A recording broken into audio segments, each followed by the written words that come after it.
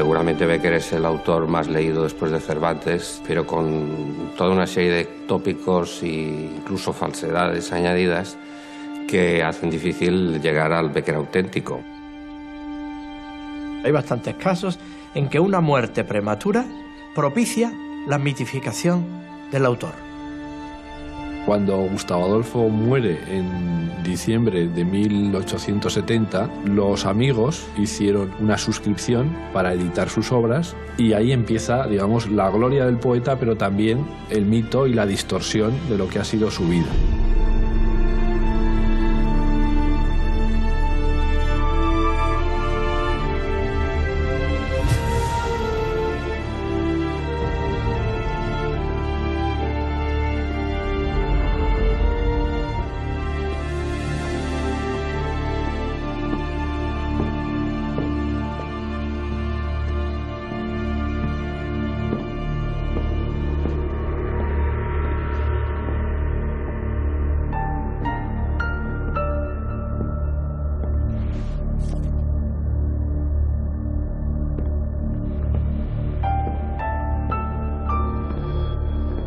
Me cuesta trabajo saber qué cosas he soñado y cuáles me han sucedido. Mis afectos se reparten entre fantasmas de la imaginación y personajes reales. Mi memoria clasifica revueltos nombres y fechas de mujeres y días que han muerto o han pasado, con los de días y mujeres que no han existido sino en mi mente. Preciso es acabar arrojándoos de la cabeza de una vez para siempre.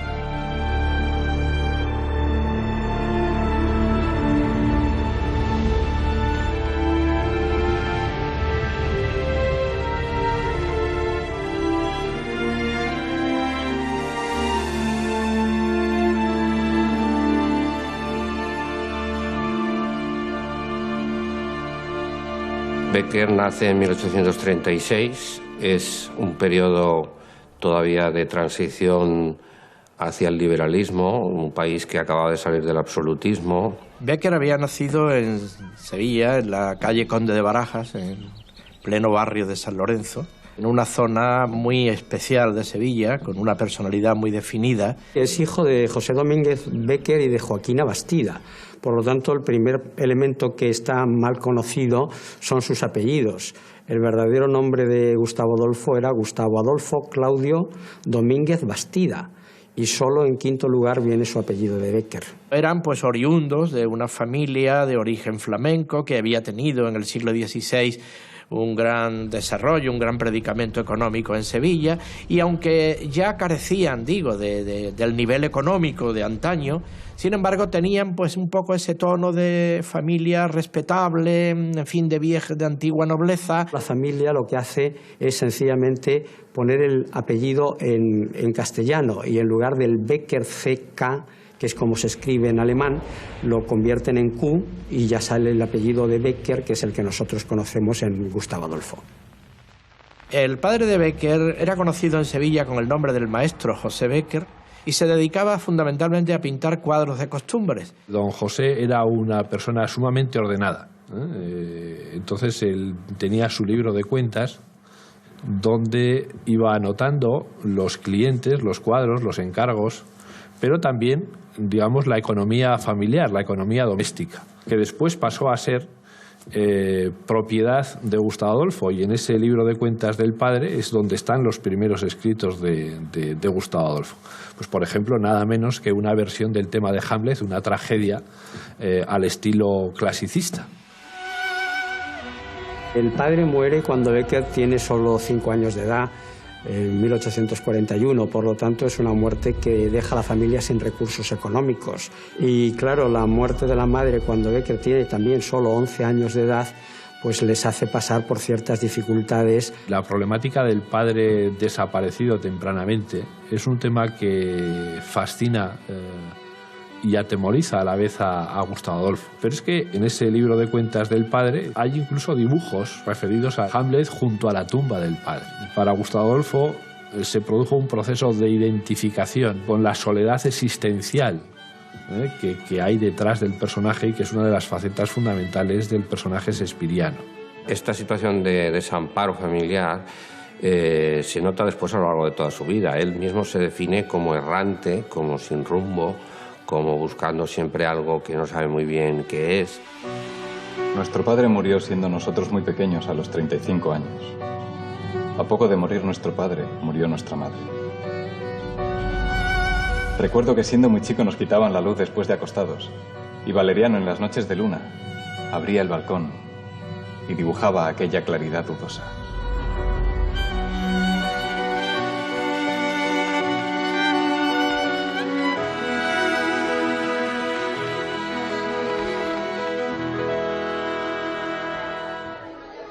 Ocho hermanos en una situación económica de pobreza, es lo que explica pues que Bécquer tenga que ser recogido en cierta manera por su madrina de bautismo, doña Manuela Monenjay, que tenía unas bisuterías en Sevilla y que era una persona asentada económicamente, y ella tenía una buena biblioteca de autores franceses sobre todo. Y parece ser que ahí está el germen del interés lector, de la pasión lectora de Bécquer. Todo el mundo entendía que estaba destinado, como toda su familia, pues a la pintura, ¿no? Él estudió Bellas Artes porque su tío Joaquín Domínguez Bécquer pues era un pintor afamado, un pintor conocido en Sevilla. Joaquín intentó suplir ese papel paterno y trató de introducir a Valeriano y a Gustavo Adolfo en el mundo de la pintura. Pero luego resultó que Valeriano era más apto para la pintura y Bécquer más para la literatura. Pero en Bécquer en particular hay una dimensión artística que trasciende lo literario. Es decir, era un buen pintor, dibujaba con buen estilo y probablemente si él hubiese perseverado pues hubiera sido un buen pintor. No sé si como su hermano Valeriano, que lo fue muy bueno. Tal vez muy pronto tendré que hacer la maleta para el gran viaje. De una hora a otra puede desligarse el espíritu de la materia para remontarse a regiones más puras.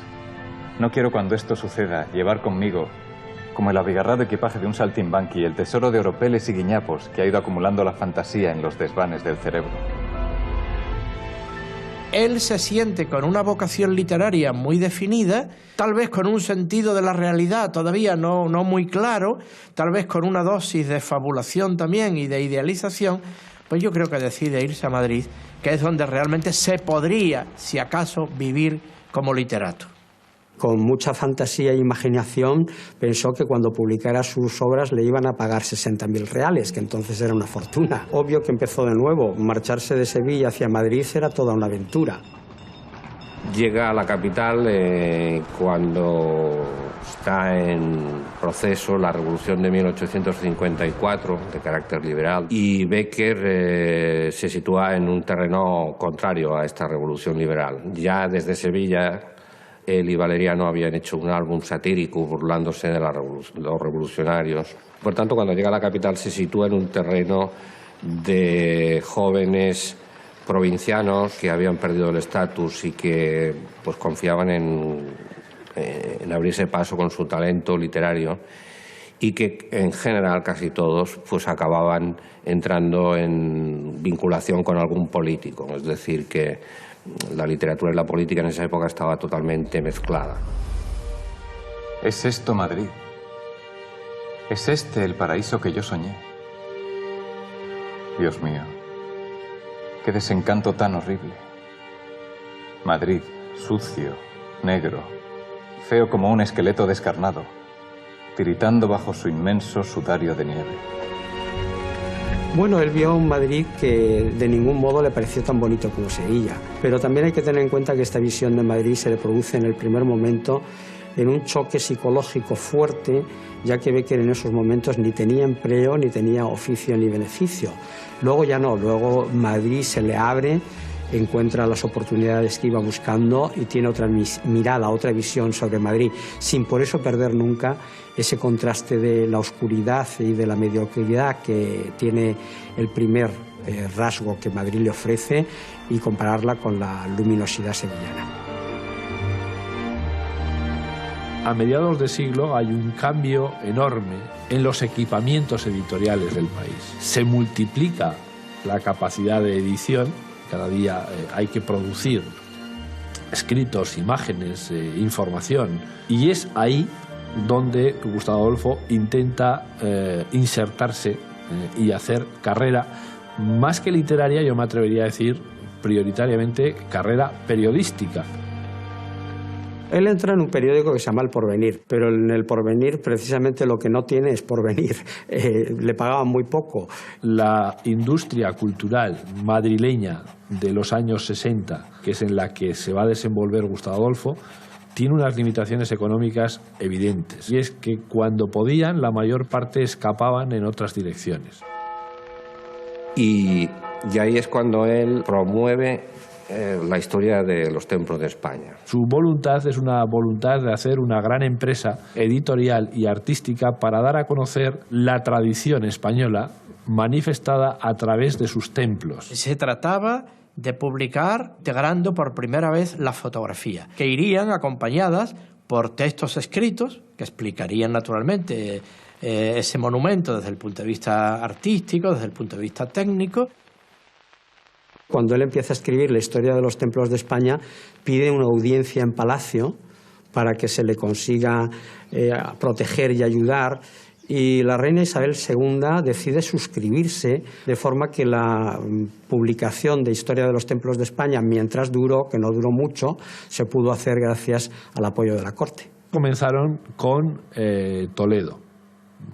Y el proyecto se quedó en Toledo. Y el problema de la Historia de los Templos de España, como empresa editorial, es que fracasó por la enorme dificultad que había para sacar adelante un proyecto de estas características. Después de este fracaso de la operación de la Historia de los Templos de España, pues se dedicó a traducir, a escribir zarzuelas, obras de teatro comercial sin ningún mérito especial, hasta que en el 60 ya entra como redactor en el Contemporáneo. Y a partir de ahí, pues ya la bohemia y la miseria y las penalidades pues prácticamente ya desaparecen. E incluso, bueno, Bécquer tuvo ya después periodos de mucha prosperidad económica.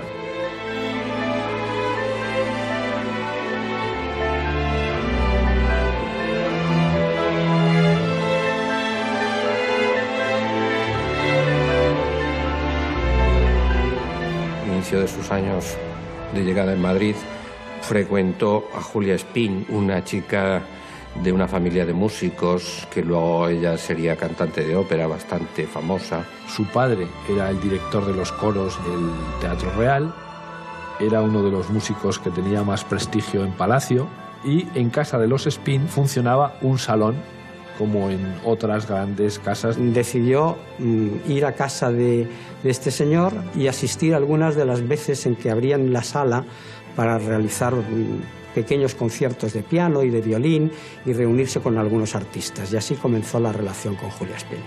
Es una relación que evidentemente no es circunstancial. Hay un contacto prolongado, importante. En los álbumes de Julia Espín nadie está ni remotamente representado como está Gustavo Adolfo. Claro, Gustavo Adolfo le regala una amplísima colección de dibujos y además en los álbumes de Julia Espín aparecen 2 rimas, el texto de 2 rimas que le dedica. La mujer de la que se enamoró y a partir de la cual empezó a escribir las rimas. Sabe, si alguna vez tus labios rojos quema invisible atmósfera abrasada, que el alma que hablar puede con los ojos, también puede besar con la mirada.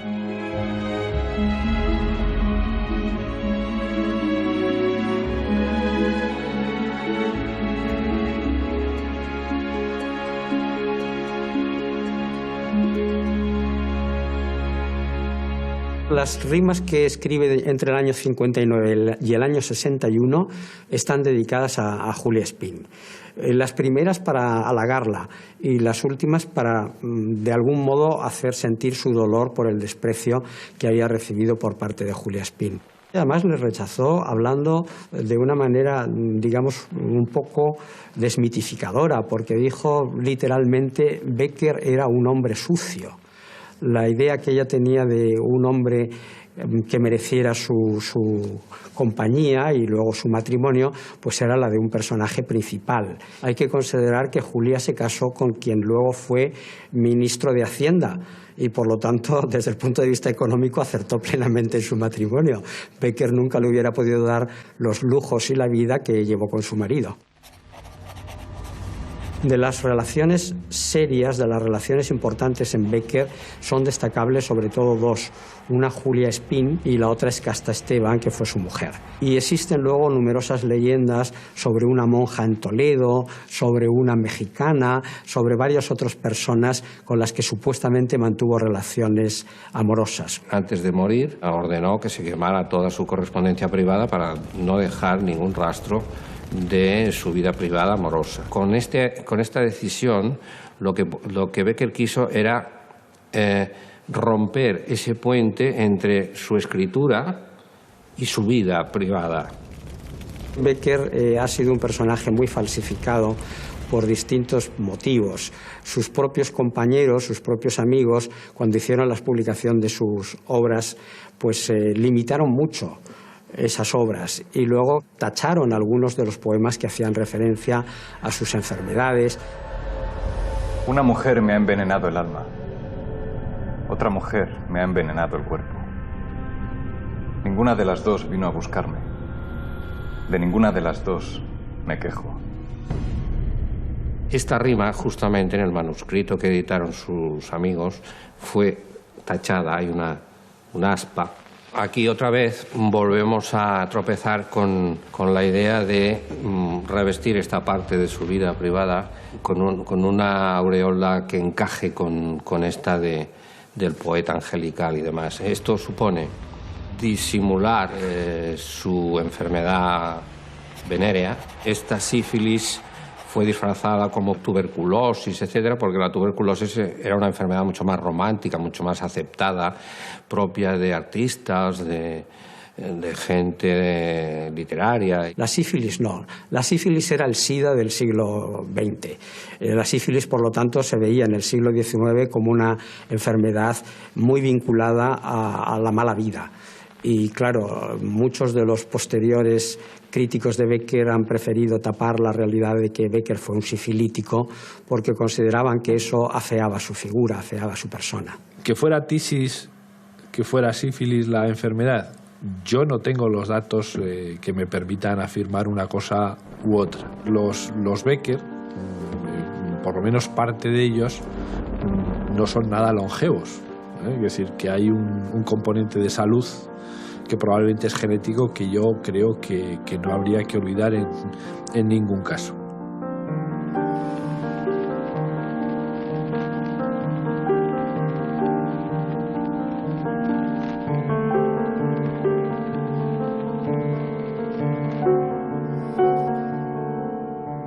El doctor Navarro, el padre de Castas, era un médico que estaba especializado en enfermedades venéreas y, por tanto, conoció a Becker como paciente. ¿Por qué la casa a su hija con un enfermo? Yo nunca supe de dónde salió el que fue el padre de Casta quien lo introdujo en la familia. Yo quisiera entender más bien que se conocieron o ahí o en otro lugar y que se produjo una boda. Casta era una novia poco vendible, digamos.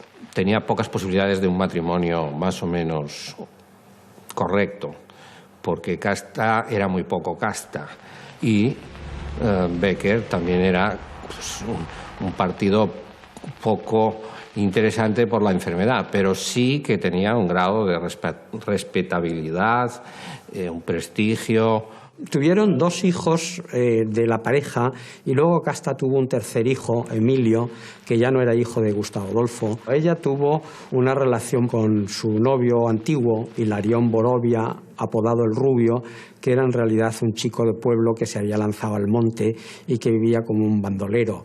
Este personaje fue el padre real del tercer hijo, Emilio, al que Becker llamaba Emilín y del que existe constancia a través de la correspondencia entre Gustavo Adolfo y Casta. Las circunstancias familiares de Becker son ciertamente difíciles en la medida en que sus relaciones con su esposa, con Casta, fueron complicadas desde el principio. Tuvieron separaciones, varias separaciones distintas en épocas diferentes y en muchos momentos Becker tuvo que hacerse cargo de sus hijos, ¿no? Tal vez ejerciendo un papel extraño para un hombre del siglo XIX. Es curioso que le ocurriese lo mismo a su hermano Valeriano, que también se separa de su mujer y también cuida de sus hijos, de tal manera que los dos hermanos Becker, Valeriano y Gustavo, que más que hermanos eran amigos intimísimos, estaban juntos y realmente tenían mucho en común, ¿no? Compartiesen también esa circunstancia vital, ¿no? Pues son las trayectorias, tanto la de Valeriano como de Gustavo, de dos personas que intentan vivir de sus oficios y de su arte, uno con la pluma especialmente, el otro con su pintura, y a eso aplican el esfuerzo y con eso van viviendo. Y desde luego los testimonios, por ejemplo, de la hija de Valeriano, de Julia Becker, cuando escribió sus memorias, tal como describe ella tanto a Gustavo Adolfo, a su tío, como a su padre, fueron, en cualquier caso, padres de un afecto extraordinario por los niños. La sobrina es la que cuenta precisamente en sus memorias los recuerdos del tío, y lo recuerda como un hombre humorístico, simpático, y lo era, sin duda. Becker era una persona de ingenio. Por ejemplo, la visión de la muerte que él utiliza en sus dibujos suele ser bastante divertida y jocosa. Pinta cosas muy irónicas sobre la muerte, pinta esqueletos que dan risa y hace todo ese tipo de bromas.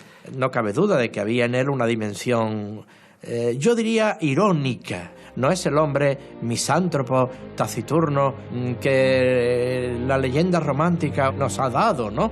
Sino que es un hombre que también tenía, pues, afabilidad, facilidad de comunicación con la gente.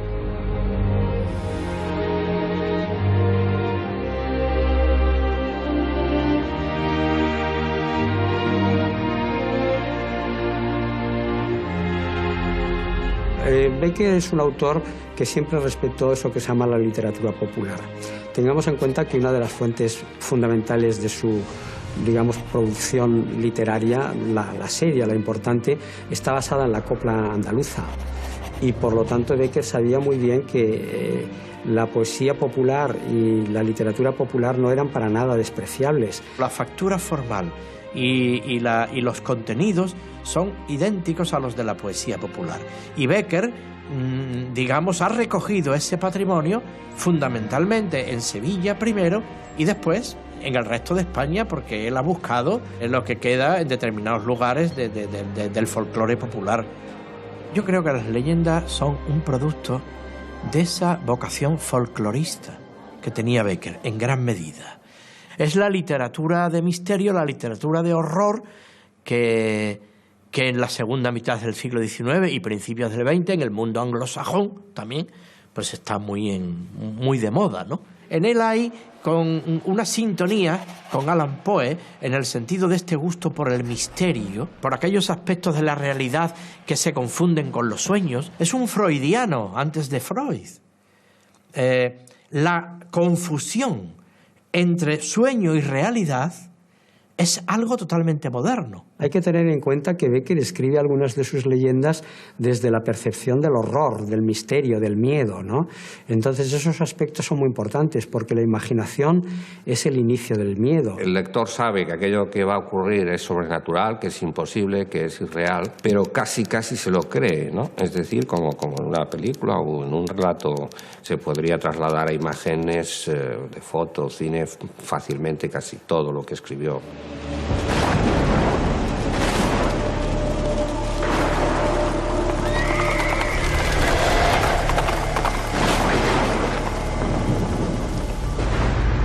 Beatriz oyó entre sueños las vibraciones de la campana, lentas, sordas, tristísimas, y entreabrió los ojos.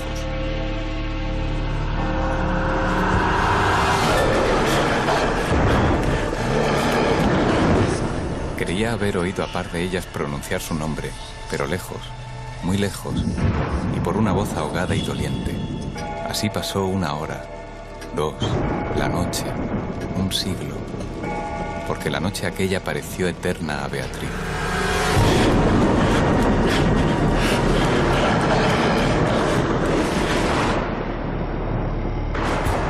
Al fin, despuntó la aurora. Vuelta de su temor, entreabrió los ojos a los primeros rayos de la luz. Separó las cortinas de seda del lecho y ya se disponía a reírse de sus temores pasados, cuando de repente un sudor frío cubrió su cuerpo. sus ojos se desencajaron y una palidez mortal descoloró sus mejillas. Sobre el reclinatorio había visto, sangrienta y desgarrada, la banda azul que perdiera en el monte, la banda azul que fuera a buscar a Alonso. Cuando sus servidores llegaron despavoridos a noticiarle la muerte del primogénito de Alcudiel, que a la mañana había aparecido devorado por los lobos entre las malezas del Monte de las Ánimas, la encontraron inmóvil, crispada, asida con ambas manos a una de las columnas de ébano del lecho, desencajados los ojos, entreabierta la boca, blancos los labios, rígidos los miembros. Muerta, muerta de horror.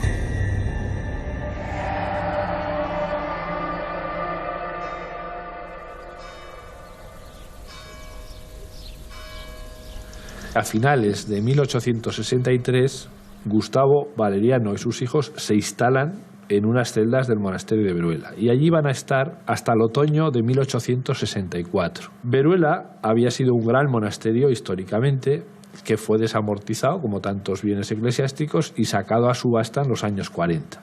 Y en una de las partes del monasterio después se hizo una hospedería y entonces se alquilaban celdas para pasar temporadas, sobre todo temporadas de verano.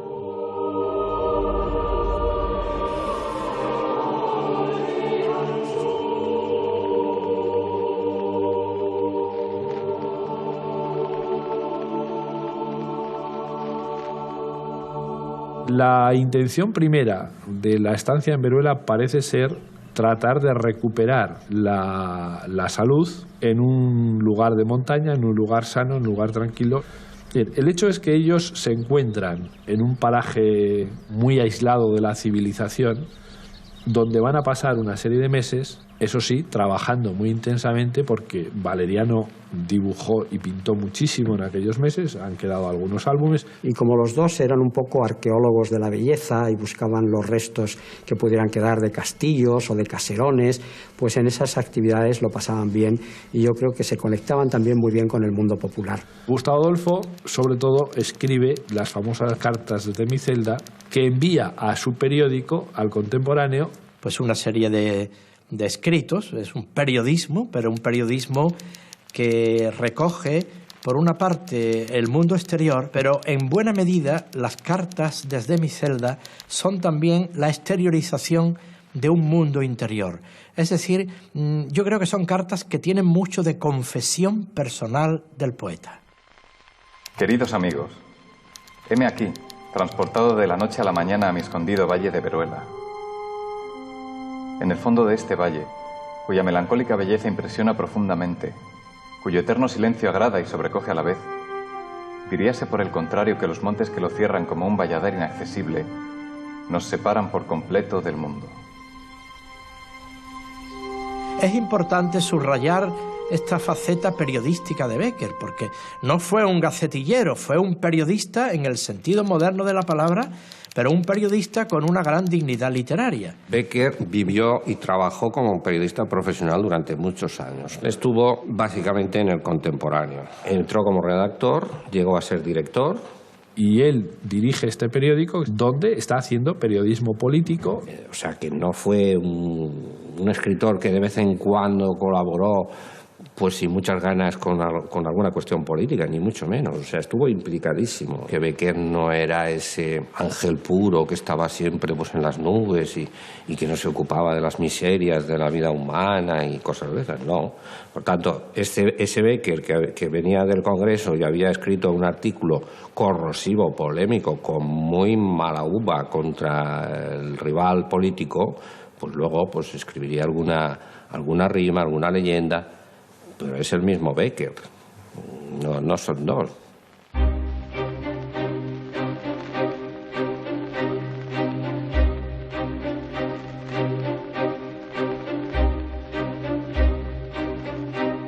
En el verano del 64, justamente, la Unión Liberal vuelve al poder. Entonces hay un apresuramiento en volver a Madrid, precisamente de Veruela, porque evidentemente el grupo político para el que él ha estado trabajando desde las páginas del Contemporáneo llega al poder en ese momento. y él se vincula a ese mundo y entonces consigue la protección de González Bravo, que es el que le consigue pues un empleo oficial para que pueda subsistir, para que pueda ganarse la vida sin tener que preocuparse de otras cosas, e incluso pues le promete editar sus obras. Bueno, González Bravo tenía dos similitudes con Bécquer, una sobre todo que era el hecho de haber sido periodista y de haber empezado en el Guirigay, que era un periódico de izquierdas. Luego González Bravo se convirtió en conservador y finalmente en El destierro se hizo carlista, es decir, que evoluciona desde la izquierda a la derecha. Fue siempre un muñidor político, es decir, se dedicaba a hacer pactos políticos en la sombra. González Bravo tuvo pues diversas alternativas como político y ocupó el poder en varias ocasiones, casi siempre como ministro de la Gobernación, o sea, encargado de la represión, ¿no? Y la Guardia Civil la fundó y dijo que quería demostrar que un ministro civil podía reprimir tanto más y mejor que cualquier militar, ¿no? También hay que decir que González Bravo pues también tenía sus aficiones poéticas y bueno, fue miembro de la Real Academia de la Lengua. Tuvo una gran admiración por Bécquer, se dio cuenta de que en Bécquer existían cualidades y valores que no había todavía podido demostrar. Cuando González Bravo luego asciende a primer ministro, ya en las postrimerías del reinado de Isabel II, le favorece y le da el empleo de censor de novelas, cargo para el que probablemente Bécquer no reunía los requisitos necesarios porque no tenía estudios universitarios. O sea que González Bravo se salta su propia normativa y nombra a dedo, impone a su amigo este cargo muy bien pagado. Hay un aspecto misterioso en la cuestión. No ha habido forma de encontrar los expedientes administrativos de las novelas y de los libros que Gustavo Adolfo censuró. Y es muy raro porque los expedientes administrativos de censura del siglo XIX en España se han conservado bastante bien. Pero faltan. Mi interpretación es que alguien en un momento determinado los hizo desaparecer.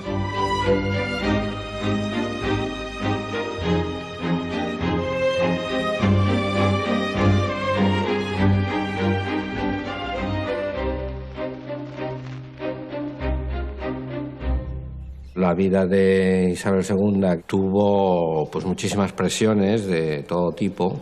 Aparte de una manifiesta actitud muy conservadora, casi reaccionaria en algún momento. Todo eso va deteriorando la imagen de la reina, y todo aquel que ya se sentía progresista y que quería cambios y que quería otro tipo de política, pues ya empezó a verla con malos ojos. La noche de San Daniel se produjo porque se había expulsado a Emilio Castelar de la cátedra por haber escrito un artículo en contra de Isabel II que se llamaba El Rasgo.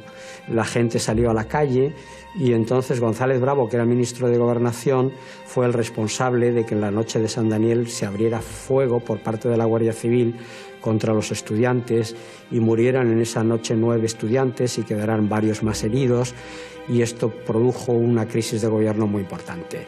De hecho, fue la crisis de gobierno que produjo la caída del prestigio de González Bravo.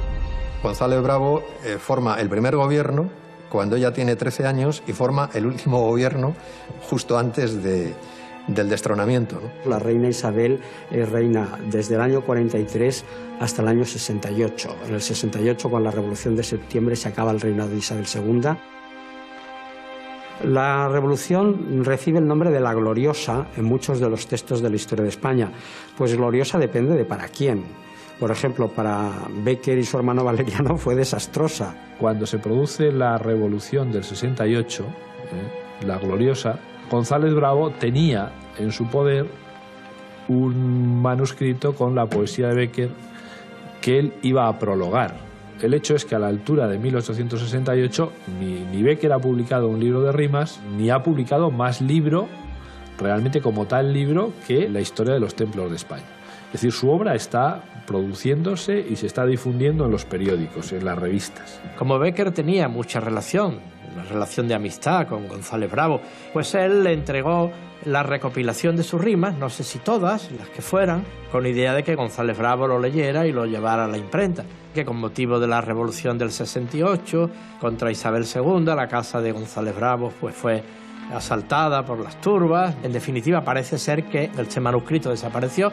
Entonces Gustavo Adolfo queda simplemente fuera de juego.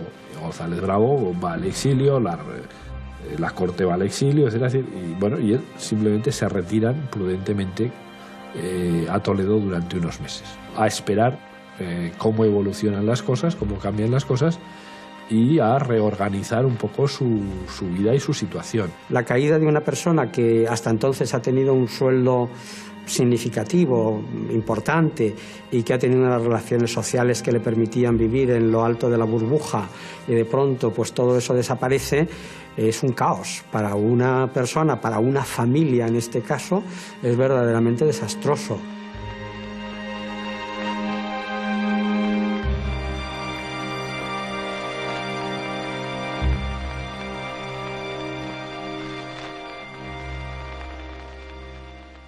Los Borbones en pelota es una serie de dibujos de Valeriano con una serie de textos muy breves, muy cortos de Gustavo Adolfo. Se habla del padre Claret, de la monja Sor Patrocinio, del propio González Bravo, de la reina Isabel y sus amantes. Tuvo una vida sexual pues muy complicada, porque tuvo muchísimos amantes, mezclada con una gran devoción. Y ella, pues como era muy débil, volvía a caer y volvía, etcétera, etcétera. Bueno, una especie de círculo vicioso entre una vida pues de vicio, digamos, desde el punto de vista religioso, y una gran devoción como sentimiento de culpa por todo lo que hacía. Y de todo esto se hace mofa, burla y sátira. Y es un texto, por lo tanto, que ha tenido mucho éxito y hasta ha sido precedente de algunas revistas posteriores, como El Jueves, por ejemplo. A mí no me extraña nada que cuando hacen estos dibujos, que casi todos se realizan, las acuarelas casi todos se realizan en ese Toledo del destierro y del exilio, pues estén realmente contra todo y contra todos. Lo que choca, en realidad, o lo que nos ha chocado a nosotros, es que, siendo su protector González Bravo, todo el Partido Conservador, lo que es sorprendente es que luego empieza a hacer acuarelas poniendo a González Bravo desnudo con unas imágenes impactantes, haciendo cola para ver a la reina, ¿no? Cosas así. Bécquer y su hermano firmaban con el nombre de Sem y publicaron en dos revistas satíricas, una El Gil Blas y otra llamada Doña Manuela, que fueron las dos unas revistas satíricas importantes, famosas. Se atribuyó a los Bécquer porque es cierto que hubo una cierta coincidencia con el uso de este seudónimo Sem en esas colaboraciones que habían tenido en la revista Gil Blas, ¿no? El problema es si detrás de la palabra Sem y de ese seudónimo solamente están los hermanos Bécquer, o, como parece, hay también otros artistas que se cobijan bajo este seudónimo, ¿no? En Gil Blas se dice que los hermanos Bécquer firmaban bajo esa firma, bajo la firma Sem. Bueno, no vamos a venir nosotros a desmentir algo que además ha sido admitido por todos los seguidores de Bécquer. En absoluto se puede decir que Los Borbones en pelota fue hecho por Valeriano y por Gustavo Adolfo Bécquer, ni muchísimo menos. Yo le doy credibilidad a la existencia de Los Borbones en pelota y creo que sí que lo hicieron los hermanos Bécquer. Al día de hoy no sabemos exactamente quién es el autor de las acuarelas y de los pies que las acompañan. Es una tentación. Bécquer es un autor muy popular. Cualquier cosa que salga como Bécquer pues tiene ya una salida mucho más grande que si estuviera escrita por otro, ¿no?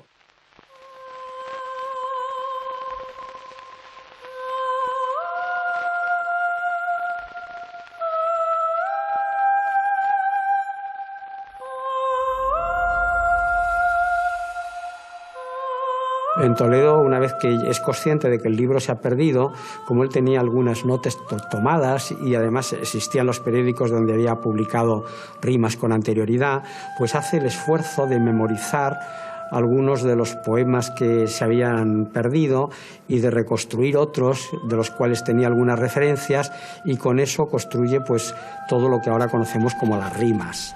Las rimas vienen a ser la gran fusión entre poesía popular y poesía culta. La poesía de Bécquer es la primera que se concentra, dice lo esencial en muy pocos versos. Rompe con cualquier tipo de romanticismo grandilocuente y es la expresión de la interioridad, la expresión de los sentimientos más hondos. Becker ya no es un romántico, Becker es un autor intimista. Y es que la impresión que tiene uno cuando lee una rima es que se le ha caído de las manos, que ha salido el poema de una manera absolutamente espontánea, y esto no es así. Becker es, por lo tanto, un personaje que establece una diferencia entre el momento de la inspiración y el momento de la creación. Y es una persona que, como dice él, cuando pienso, no escribo. Guardo mis sentimientos y luego, una vez que los tengo bien elaborados, entonces es cuando me pongo a escribir. Tal vez para el público Becker es sobre todo el poeta romántico, porque es el poeta sentimental, ¿no? Y en ese sentido, puesto que las mujeres son el sentimiento, y eso es parte de la educación de las mujeres en el siglo XIX, Becker se convierte en el poeta por excelencia de lectura femenina, ¿no? De tal manera que las mujeres son el público, pero también las interlocutoras de la propia poesía beckeriana. La mujer idílica, la mujer mítica que él se formó en su cabeza, era la destinataria. Es una mujer creada exclusivamente para ser su compañera en su poesía. No digáis que agotado su tesoro, de asuntos falta enmudeció la lira. Podrá no haber poetas, pero siempre habrá poesía. Mientras las ondas de la luz al beso palpiten encendidas, mientras el sol las desgarradas nubes de fuego y oro vista, mientras el aire en su regazo lleve perfumes y armonías, mientras haya en el mundo primavera, habrá poesía. Mientras la humana ciencia no descubra las fuentes de la vida y en el mar o en el cielo haya un abismo que el cálculo resista, mientras la humanidad siempre avanzando no sepa a dó camina, mientras haya un misterio para el hombre, habrá poesía.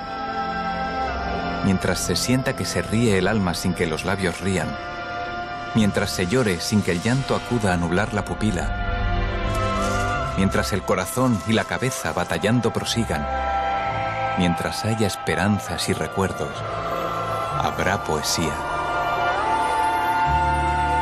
Mientras haya unos ojos que reflejen los ojos que los miran, mientras responda el labio suspirando al labio que suspira, mientras sentirse puedan en un beso dos almas confundidas, mientras exista una mujer hermosa, habrá poesía.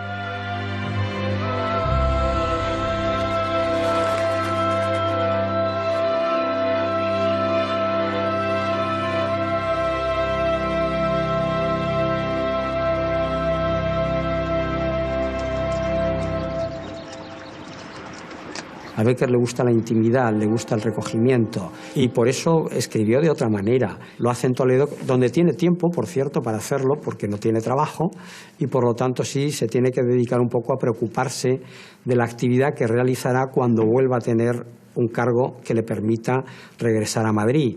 Becker, una vez pasado este periodo de incertidumbre, se resituó enseguida muy bien. La familia de los Gasset le ofrece la dirección de una nueva revista ilustrada. Y él asume las labores de dirección con una intensidad verdaderamente extraordinaria. Y además, en las páginas de la Ilustración de Madrid, va a integrar también el trabajo de su hermano, de Valeriano, y de muchos de los dibujantes, pintores y artistas de aquel momento. Es decir, lo artístico va a tener una gran importancia en la Ilustración de Madrid. Os diría que se trataría de una vida plenamente frustrada, porque está muchas veces a punto de tocar el cielo, pero cuando está a punto de tocar el cielo se corta ahí como una especie de barrera que le impide llegar a lo más alto, ¿no? Querida Casta, he recibido tu tarjeta y siento que ni tú ni el chiquitín estéis perfectamente buenos. Aquí hemos tenido un gran trastorno con una grave enfermedad de mi hermano que ha tenido el tifus y después de 27 días aún está en la cama. Como la enfermedad nos ha ocasionado muchos gastos y la convalecencia parece que será muy larga, volvemos a encontrarnos envueltos en un gran atraso del que con 1000 trabajos íbamos saliendo. Su hermano, que estaba enfermo también, pues muere de una crisis hepática. Y claro, pues esto a Becker lo deja totalmente destrozado. Probablemente también fue uno de los factores que acabó de minarle más la salud, ¿no? Valeriano muere en septiembre y Becker se encuentra entonces al cargo de 3 hijos. Y en esos momentos es cuando la familia se reúne y van a vivir a la calle Claudio Coello y allí en un pisito pues se alojan. Becker, a pesar del golpe, pues seguía teniendo ilusiones, proyectos de futuro y estaba luchando con su propia enfermedad hasta el final. Todos sus amigos, su familia, pues le rodearon, le ampararon en ese momento. Al morir, pues estaba rodeado de mucha gente y se dice que pronunció estas palabras: todo mortal. Media hora más o menos después de que muriera en Madrid el poeta, en Sevilla se produjo, por la mañana, se produjo un eclipse total de sol y bueno, pues esa coincidencia ha sido interpretada después como una señal para lamentar una muerte de alguien muy, muy importante, ¿no? Becker sin duda quería publicar su obra en vida, no le dio tiempo y lo tuvieron que hacer sus amigos y tenía la esperanza, no una gran esperanza, pero sí la esperanza de que su libro se leyera. Él habla de donde exista el olvido, allí estará mi tumba, ¿no? Entonces habla precisamente del olvido como algo muy posible para él. Tenía amigos que sabían que valía mucho y por eso estos amigos pues decidieron hacer una colecta y con los fondos que consiguieron publicaron Las rimas en 1871. Becker no pudo controlar la edición de sus poemas. Y naturalmente eso es lo que posibilitó que sus amigos estructuran las rimas, los poemas, como si se tratara de una historia de amor que primero había sido feliz, que luego había sido desengañada. Y en parte ciertas lecturas que se hacen después de la obra de Becker, pues tiene que ver con esta visión que puede rozar incluso una cierta visión cursi, ¿no? Es decir, claro que Becker está siempre en el filo de la navaja de la cursilería, pero ese es su mérito, está siempre en el filo pero no cae. Con esa primera edición de 1870, que aparece en 1871, empieza a construirse lo que se ha llamado la leyenda de Becker. Donde ya se plantean cómo vamos a presentar a Becker en sociedad, qué carácter le vamos a dar, qué ambiente le vamos a dar a esta obra. Y entonces se selecciona aquello que parece más positivo para el personaje. Lo que ocurre es que al morir en 1870, este pasado de militancia política conservadora no era muy apropiado para el momento, ¿no? En la forma en que presentan las obras, es el artista que muere joven, desconocido, maltratado por la vida. Con yo creo que falso sentido de la amistad, porque yo creo que el verdadero sentido de la amistad no consiste en decir lo bueno que es un personaje y convertirlo en un santo, y lo tenemos que aceptar con sus defectos también, y asimilar esos defectos a sus virtudes y decir, después de esto, fije usted con estas virtudes, de estos defectos, la gran obra que ha conseguido hacer. Becker fue mitificado a partir de su muerte por sus amigos, pero fue mitificado en parte en vida por su propio hermano Valeriano cuando lo retrata con un atuendo que tiene más que ver con el arquetipo de un héroe romántico que con el Becker real que conocemos incluso por fotografías. El famoso retrato de Valeriano ha acabado eclipsando todas las otras imágenes que tenemos del poeta. Valeriano fue siempre una persona muy admiradora de su hermano Gustavo Adolfo y por eso lo pinta prácticamente como si fuera un semidios. Si pusiéramos el rostro real, mucha gente no sería capaz de reconocerlo. En la medida en que este retrato se fue popularizando, se ha convertido en el retrato, sin duda alguna, emblemático del romanticismo español.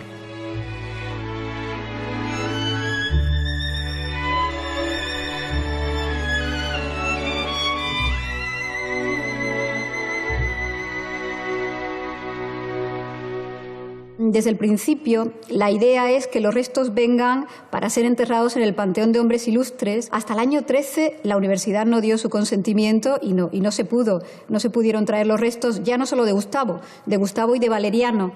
El círculo que sigue a Becker es ciertamente el de los artistas más jóvenes, los que intentan llevar a cabo ese traslado, y no solamente el traslado de los restos de Becker, también toda una serie de homenajes, quieren construir un monumento, quieren que haya una calle en Sevilla con su nombre, quieren que se coloquen lápidas conmemorativas. Los hermanos Serafín y Joaquín Álvarez Quintero tuvieron un papel importantísimo en la construcción del monumento, el que ahora se puede contemplar en el Parque de María Luisa. Como monumento de época, de cómo se veía y cómo se entendía a Becker, pues a mí me parece, bueno, pues digno de estar ahí, ¿no?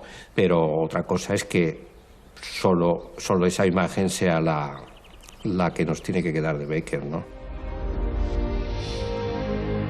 Que preferimos ver al artista o al escritor como un genio que tiene una vida rara, extraña, con una sensibilidad diferente al resto de personas, y lo de que era desconocido es, yo creo, como un intento de recrear y recrearse en esta idea del pobre marginado, etcétera, etcétera, que es más atractiva que un escritor pues que es una persona normal y corriente, que tiene las contradicciones que puede tener cualquier otra persona. Es curioso porque es un hombre que es a la vez un conservador, políticamente hablando, y es sin embargo un gran progresista, estéticamente hablando. Yo creo que en ciertos aspectos estaba adelantado a su tiempo. De tal manera que es el poeta que ilustra toda la poesía moderna española. Todas las generaciones hemos bebido de Becker. Al ver mis horas de fiebre e insomnio lentas pasar, a la orilla de mi lecho, ¿quién se sentará? Uno de los grandes escritores, no solo de la literatura española, sino de la literatura universal. Cuando la muerte vidríe de mis ojos el cristal, mis párpados aún abiertos, ¿quién los cerrará? Fue capaz de vivir intensamente la vida de su época, luego tuvo ese refugio en su obra literaria. Cuando mis pálidos restos oprima la tierra ya, sobre mi olvidada fosa, ¿quién vendrá a llorar?